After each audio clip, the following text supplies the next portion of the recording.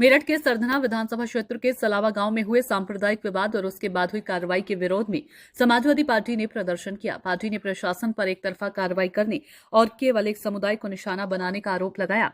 सपा के अनुसार सलामा में दो पक्षों के बीच झगड़ा हुआ था। पुलिस ने मौके पर पहुंचकर एक पक्ष की शिकायत पर दूसरे पक्ष के लोगों को जेल भेज दिया। इसके बाद जिस पक्ष के लोगों को जेल भेजा गया था उनके मकान को तालाब और सरकारी जमीन पर अतिक्रमण बताकर बुलडोजर से ध्वस्त कर दिया। जिलाध्यक्ष विपिन चौधरी ने पार्टी ने इस कार्रवाई को निंदनीय बताते हुए कहा कि प्रशासन ने सिर्फ मुस्लिम होने के आधार पर एक तरफा कार्रवाई की है।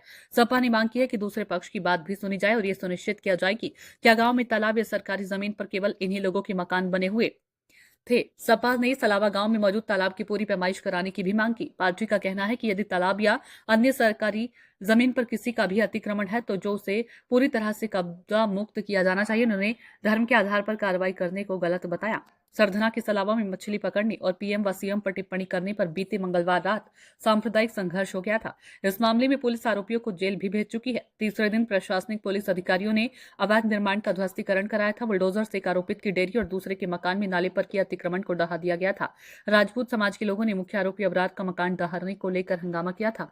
सपा के युवा नेता हैविन खान का कहना है कि प्रशासनिक अधिकारियों ने केवल मुस्लिम परिवार पर ही कार्रवाई की है। आ गया। अरे जेब पे भी हाथ रखना। ये बताइए आज किस विषय को लेकर आज इस कलेक्ट्रेट पर प्रदर्शन कर रहे हैं आप? देखिए, विषय आज बहुत संवेदनशील है। इस जो सरकार है इसने अति कर दी है और धर्म और जाति विशेष देख के ये कार्रवाई कर रहे हैं। अभी सारे मेरठ जनपद को पता है, पूरे प्रदेश को पता है कि सलावा में क्या नंगा नाच हुआ है। अभी दो भाई कहीं भी लड़ पड़ते हैं, दो भाइयों का झगड़ा हुआ, उसे इस सरकार ने सांप्रदायिक दंगा देने की कोशिश करी और एक तरफा कार्रवाई करते हुए, तुष्टीकरण की राजनीति करते हुए, पक्षपात दिखाते हुए केवल और केवल मुस्लिम समाज के लोगों को जेल भेजने का, उन पे मुकदमे करने का काम किया है।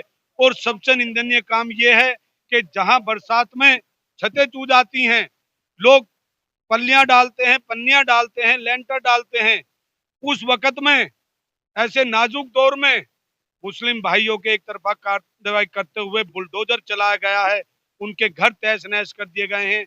आज पूरी समाजवादी जनपद, समाजवादी महानगर, समाजवादी मेरे समस्त फ्रंटल पदाधिकारी कार्यकर्तागण, हम समाजवादी के बैनर तले आज इस सरकार से न्याय की और इंसाफ की मांग करते हैं कि अगर तालाब होने के कारण उनके मकान तोड़े गए हैं तो पूरे जिले में जहां भी तालाब है उनकी पैमाइश कराई जाए।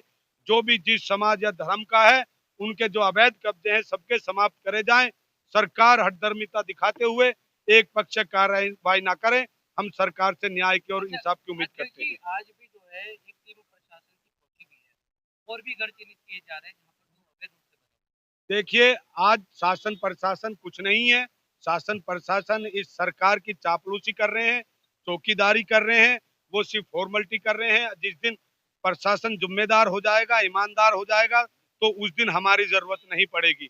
ये लोग एक पक्ष कार्रवाई कर रहे हैं, दिखाने के लिए वहां जा रहे हैं। और आप देख लेना कि अभी जितने मुस्लिमों के टूटे हैं, अगर वो सर्वे करेंगे तो इससे ज्यादा और मुस्लिमों के तोड़ेंगे, क्योंकि वो गए इसलिए हैं। तो आपको लगता है कि वो जो मकान थे वो अवैध नहीं थे?